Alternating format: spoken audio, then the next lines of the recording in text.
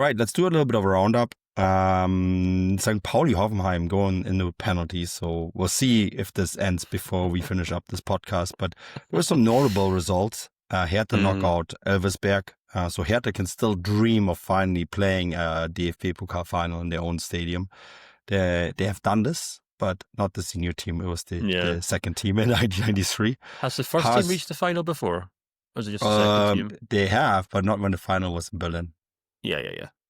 Right. So, yeah, maybe one day it will happen. Union Berlin have reached the final in Berlin to play in Hertha Stadium.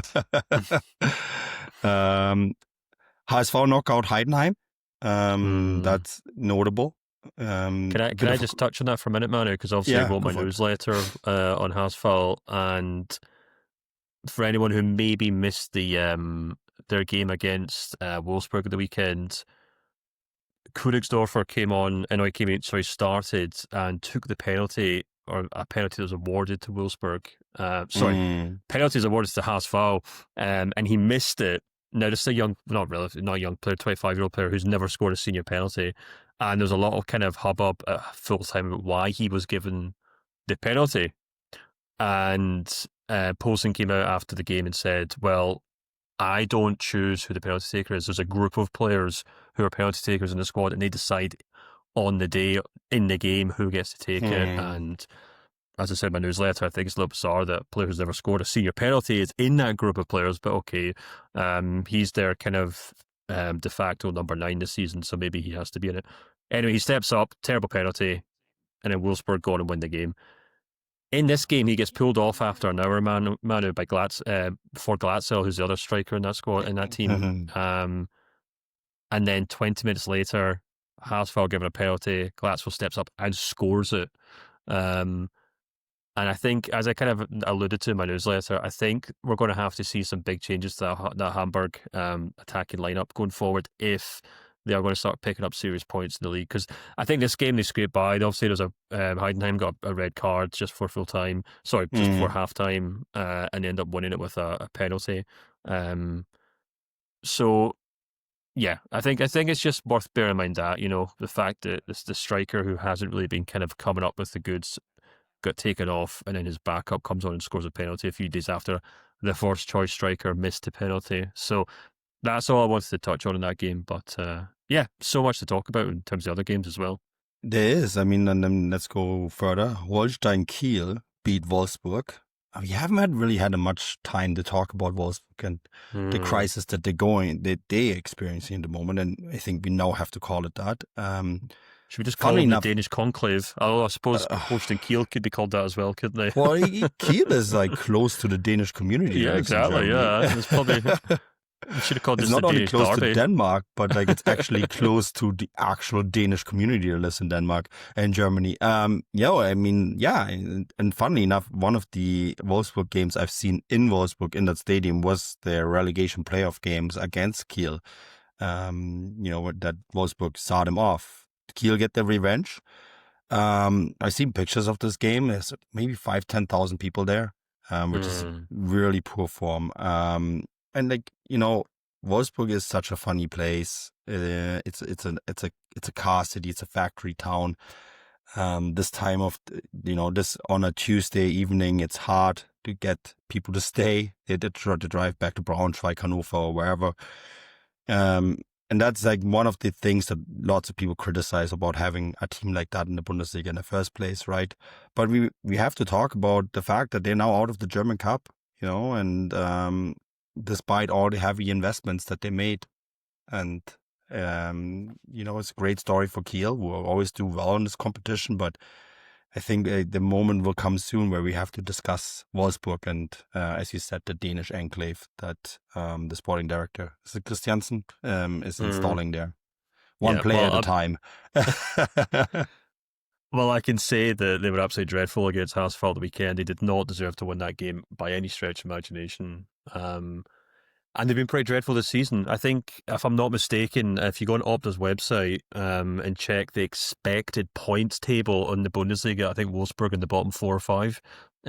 So they have been absolutely atrocious. They remain atrocious, and getting knocked out of the German Cup won't help with that at all. So, well, it's something to keep an eye on. We haven't really spoken on because nobody cares about Wolfsburg. So it does kind of fly under the radar a little bit. I have one follower on social media who sends me everything that's Wolfsburg related onto my posts. I would have blocked him months ago. No, it's a nice guy. Come on, listen to the show. I'm only joking.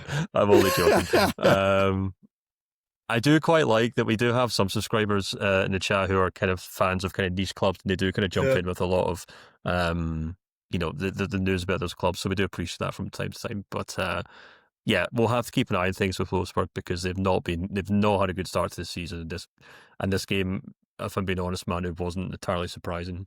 The point, the thing is too, if you're a subscriber-based outlet, having just a couple people supporting a club actually matters, right? That's the beauty of a subscription-based, And hey, that's what we want. We don't want we don't want a chat just full of Dortmund and Bayern fans. God help us if we did. Yeah, true. Need to break it up a little bit. Okay, let's stay on the theme of second division teams knocking out first division teams. Bochum knock out Augsburg 1-0. Sandro Wagner. I wrote a big newsletter about him and hopeful coaching candidate. There's a saying though, before you have success, you need to maybe fail somewhere. And I think we're getting into that territory for Sandro. Yeah, I must admit, I've not watched a lot of Augsburg recently, and not a lot is kind of making me want to watch them, to be honest with you. They've not been great. This result doesn't surprise me at all, really. Bochum, obviously a good team, good club, good pedigree, so it's maybe not the most surprising thing, but I just keep coming back to that decision to let go of Jess Torp, and I really do think Augsburg would be in a much better position right now if they hadn't done that. So, yeah. But look, the way Augsburg are playing in the Bundesliga right now, it might be a blessing in disguise if they do get knocked out of the cup this early, and they can just kind of focus solely on avoiding relegation, because I really think that's what it's going to come down to this season. I do wonder when we're going to have a serious discussion about Sandro Wagner. I mean, after that 6-0 defeat, he was asked, right, and he said he still has full confidence that the club believes in him. It was such a massive. Are you allowed to give yourself a vote of confidence? I'm not sure if that's allowed. Well, that's the thing, right? But I don't know if they can afford to fire him. No. It was such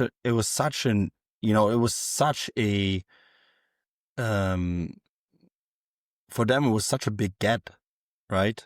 And then they went all in, as you said. They fired a coach who wasn't exciting, but got them results. And they pushed all the chips in the middle of the table, trying to be a more exciting club. And it really looks like it's backfiring, right? They traded instability for potentially knocking it all down. And I think that is something that we have to keep an eye on. Like, how much longer are they going to be able and willing to do this? Because I think, because they are an investor-driven club. There is an American investor in there that probably doesn't want relegation to the second division and all that. So, yeah, it's an interesting one to follow. Good news for Gladbach though, they beat Karlsruhe. I actually thought Gladbach were quite good in the weekend against Bayern. I made the joke that 16 clubs in the Bundesliga show up for every game except for Bayern Munich, and for Gladbach it's the reverse. And so, but very good result for them. They advance. Yes, it's a second division team in Karlsruhe, but you got to beat who's in front of you, right? And they did it in normal time, 3-1, convincing result. That will give them a little bit of stability going forward. Yeah, without a doubt. I saw Cameron Smith at Bully News, which is a great website if people aren't aware. By the way, they do a lot of good match reports and kind of do a lot of the reporting that unfortunately doesn't get covered in English as it used to do in the past. So they do a lot of kind of match reports, match previews and stuff. But I saw he said on Blue Sky tonight that it's Gladbach's first win on home soil for the first time in 7 months. Which is just huge, and a club that are desperately in need of kind of a quick turnaround, some sort of hope to cling on to. a lot of reports this week that Polanski's going to have a set number of games to kind of prove that he's the guy to stay around, which I must admit is incredibly confusing for me right now, because the new leader of the British Green Party is also called Polanski. So half my timeline is Bundesliga fans talking about Polanski at Gladbach, and half my timeline is political journalists in the UK talking about Polanski, the Green Party leader, because he's doing very well right now. So it's very confusing for me. But one's doing very well, one's not doing so well. But they both had a good night tonight, I suppose. I'm not convinced. By the Green Party or by Gladbach? No, without giving away too much of my politics, I may have voted for the Green Party in the countries I lived in before, but I'm not convinced that Polanski is him. No. I think they need an external solution. I think they probably need a lobotomy, to be honest with you. I mean, I think, I wrote my newsletter about Gladbach last week and basically said they're just kind of sleepwalking towards relegation, and they really strike me as Werder Bremen before they got relegated, HSV before they got relegated, Schalke, who are currently still going through that debacle, unfortunately. Stuttgart too, actually, maybe a good example. Sometimes these giants just need to get relegated before they see the cold light of day, and they just have the opportunity to kind of really cut their losses and start from scratch. And, Gladbach fans will tell you it's not just the squad that's the problem. It's not just the managers they've had. It's the lack of leadership at that club, which just goes to show that absolutely nobody there knows what's going on right now. This feels a wee bit mean to do this kind of rant when they just won a Pokal game. So, I want to say congrats to them, and hopefully it does give Polanski and that team something to kind of work towards in the next kind of couple of league games. But yeah, as I said in my article, it would take a Herculean effort, I think, to avoid relegation this season. So maybe this is the start of the turnaround. We never know. Yeah, Gladbach have been in this situation before, right? Where they did ended up avoiding relegation. Lucien Favre came in, and they found a lot of talented players. Marco Reus, Marc-André ter Stegen, all these guys were given a chance under Lucien Favre, because they were like, oh, we're going to get relegated anyways. And then somehow, by miracle, got into that 16th place and then avoided relegation that way through the playoffs, right? And so maybe that's what it takes here. So, they need a very progressive, in my opinion, they need a guy like Lucien Favre who's willing to play the kids and just try a few things here to just kind of refresh everything. Anyway, Stefan, my attempt to kill times through the end of the St. Pauli-Hoffenheim game worked out, because it just did end. Congratulations. We thankfully didn't get. I made a big mistake, and this is totally inside baseball, because this is about baseball. To watch the World Series yesterday, Canada has a team in it, right? The Toronto Blue Jays, and that went into 18 innings, which means I didn't finish to watch it because I went to bed.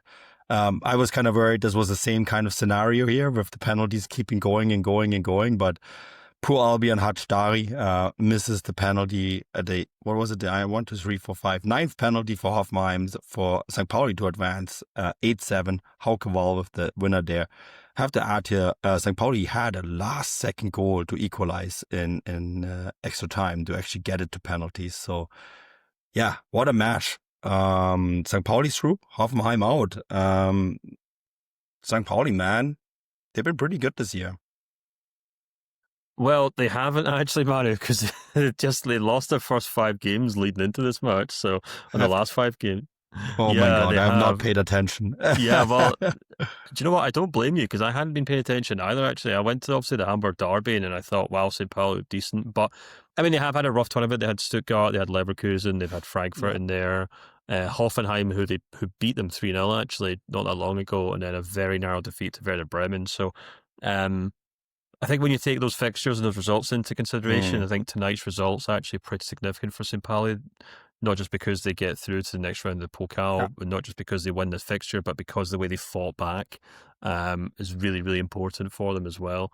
And, like I said, we've literally been recording this podcast while the game's on, so I can't say I've been watching it, but they've got Gladbach this weekend, and if that's not a 6-pointer, I don't know what is. So if they can pick up a win there, great.